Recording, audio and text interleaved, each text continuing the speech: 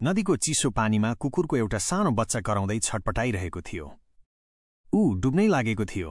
उता शिकार खोज्न गएका बिरालोले यो दृश्य देख्यो। आफ्नो ज्यानको पर्वाह नगरी बिरालोले हतार हतार नदीमा हाम फाल्यो र कुकुरको बच्चालाई बचायो। कुकुरको बच्चा निकै खुसी भयो।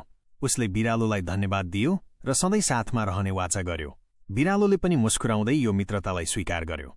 त्यसपछि दुवै मिलेर घर फर्कन जंगलको बाटो समाते।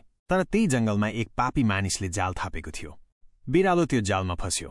बिरालो रुँदै कराउन थाल्यो। यो देखेर कुकुरको बच्चा तुरुन्तै प्रहरी चौकी पुग्यो। कुकुरले प्रहरीलाई सबै घटनाबारे बतायो। प्रहरीहरू चोरको खोजी गर्न लागे।